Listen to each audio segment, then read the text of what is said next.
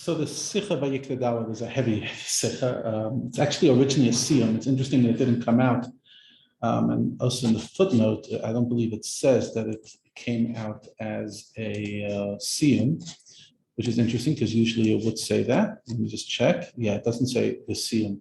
But really it was a siyum on Maseches Taanis that it ever made on the yard site of his father, Rabbi Levi on Chaf of Tafshin Lamed Beis. Interesting, similar to what we had a few weeks ago, that the siyum on Maseches Chagiga was split into two different sichas. So too over here, the siyum was split into two sichas. And look at the sichas. One is much more nigladik, and that's the one we're learning here. Chelik Yud Gimel, Chelik Yud Zayin, and then there's also a Chelik Chav Beis, the follow-up. It was a very, very long sicha that the Rebbe discussed for an extensive amount of time.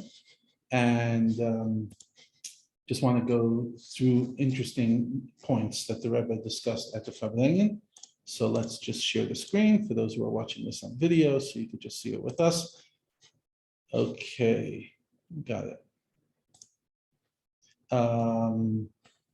It's customary that on the Yom Elul on the yard side you make a siyum maseches, and because we're looking for someone connected to Chaf Av, l'chalareish at the beginning, Shkacha brothers, that's the yard side. So we found something with Maseches Taanis close to the end. That's man atzia kainim va'am. That the time for the kain, the wood of the kainim and the people were 9 times. And when the people came up from Galus, obviously in Bayesheni, they couldn't find eitzim in the lishka, and certain individuals came, people 9 families specifically, and donated. First family donated for a while, then the second family donated. Except that's the way Rabbi explains. Interesting that basically one gave it for a while. And then when they ran out, somebody else came. And in the Nevi'im, Shebenein, there was still, the last generation of the Nevi'im was at the beginning of Bayis Sheni. So they made tonight, they made an agreement that even if the Lishka is Malaya Eitzim, if the place is full of Eitzim, they'll still donate from there. Shenemar, like it says in Nehemiah, we made raffles for the Eitzim. Now this day was a Yom Tov for the people, like that wrote it. And it's also b'tainis, like the Gemara says earlier. Amad Abelezer b'Rab Tzadok, Ani ibnei banav shel Sanav ben Binyamin. I'm one of the 9 families of Sanav ben Binyamin. And one time Tisha B'Av came on Shabbos, and we pushed off to after Shabbos, and we fasted, and we didn't finish the fast because Yud Av was a Yom Tov Shalana. And the Rebbe said, by the like Laha'id, that because nothing is coincidence. So when there's something that pushes up a fast, you must say that it fixes the reason of the fast. It's something that Rabbi explained over in many other times in Farbrengens.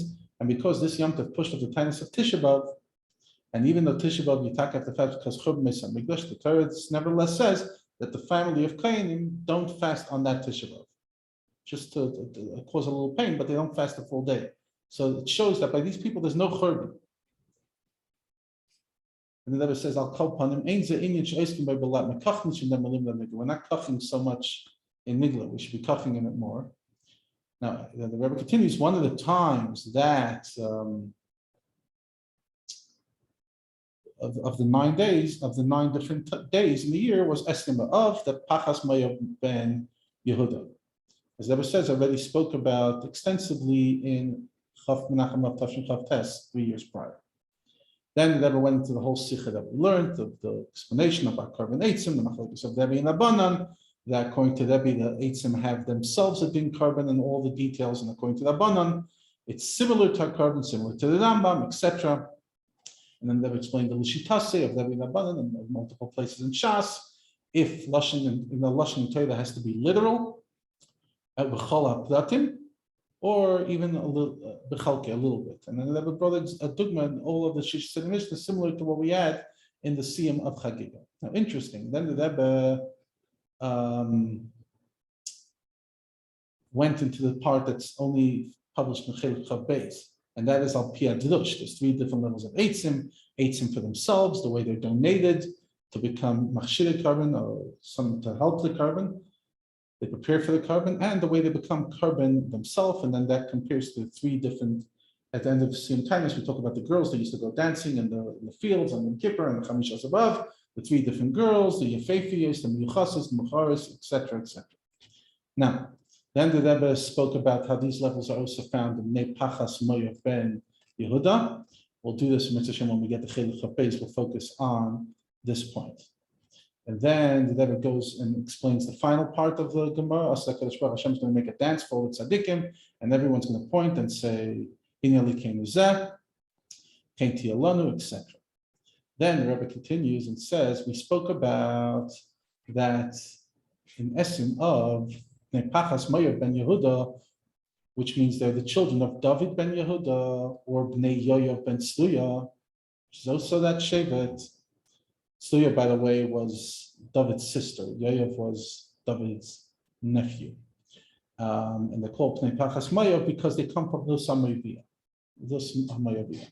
Ask the sorry, it's not understood. In Megillas Rus, we understand why she's called Ruth the Moabite, because that's the first time we're told that she was a Moabite and she converts. You have to say that. But now that we're talking about the Korban Eitzim, that the descendants, many generations later, the children of David or his nephew Yoav, why do you have to say the Shaykhus of Ruth the Moabite? It's Hepech Hadin, it's against the din that you're not allowed to tell a gur. Interesting, I'm recording this on Monday, which is the Sefer HaMitzvahs of today. The mitzvah of today is that you can't tell a ger even to the ger atzmai. Halachas kama doris lachlis. And Noah's Tvadim was the mitzvah. So the Rebbe says we could explain al pi adrush at least that we explained earlier that in Sim Chav Tes, which is part of the other Farbrengen, but still I thought that this Nakuda is worth bringing in this context. We spoke that there's the Eitzim the way they are in the forest. In other words, that they didn't become even a Machshirei Korban. And there's even Eitzim that could get full of worms, etc. And after Chamish Asar La'av, the Chama is getting weaker, and therefore they stopped cutting Eitzim the Malacha because they weren't dry, because the sun's not there to dry it, and therefore we're worried about worms. So what do we see? That when somebody wants to donate wood to the Beis HaMikdash after Chamish Asar B'Av, which Esrim B'Av, they have to bring Eitzim that were already cut before Chamish Asar B'Av, and only if they have no choice, then they can cut later. But then they have to check the wood to make sure there was no worms, and only then were they ready. So to Adam Eitz HaSada, a difference between a Yid and a not Yid. Because remember, the context of these Farbrengens extensively was Mir Yehudi, which unfortunately is still relevant today with the law they're trying to pass. So a Yid is a Beis HaMikdash of HaKadosh Baruch Hu. And that's not only in the time of Mikdash and Mishkan, but also in the time of Galus.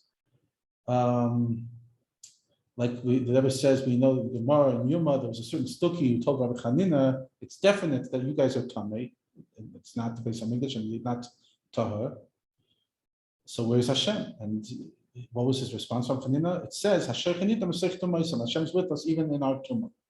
Even when we're Tamei, Hashem's with us, every one of us, no matter if we're in a real Galus, even a Galus Pnimi, Hagoya Shebekirbecha, Hashem is with us. So there's no comparison between a Yid and a Goy because a Yid, the Pashto Eibush is with him. Taka, there's some Neshamas Eitzim that fell amongst Goyim and then converted. Like the Pirkei that Belazar says on the Pasuk, Eis Asher Yeshne Pai Nitzavim, Eis Asher Einenu Pai. What's Asher Einenu Pai? Who wasn't there? Everybody was there. All the Neshamas of all the Yisrael of all the generations, even the Neshamas Hagedim. So all the neshamas, he said the answer is there was neshamas hagedim, and Hashem wanted that these neshamas would fall into the goyim, come from a non-Jewish mother, and then they would convert. They would be miscarried. But because when a matzav of tashash kechesh alfama, that we lost the varmkeit of Yiddishkeit, so what did they decide to do? They we stopped cutting branches. In other words, to be megayer. Goy, like the Gemara says, that Goy that comes in these days, we say, what are you running for? Stay in the forest. You could do your tafkid in the forest as well. There's Goyim sheyesh lan chelik l'olam haba.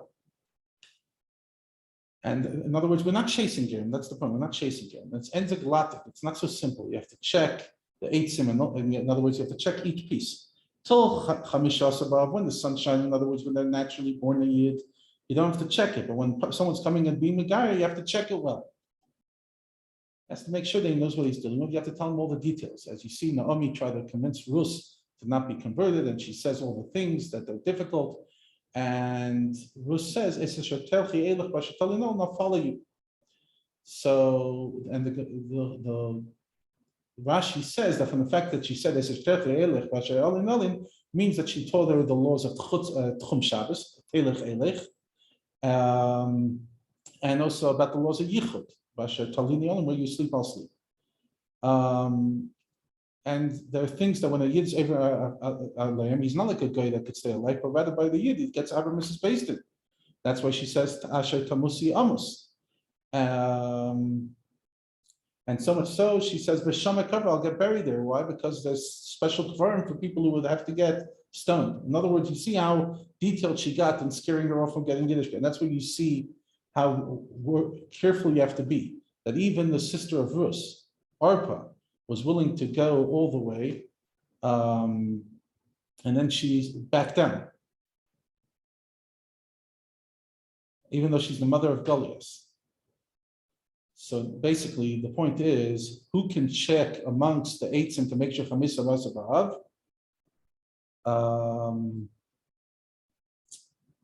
Dafka, who can be mavar these people? Dafka David, who comes from Rus HaMoyaviyah.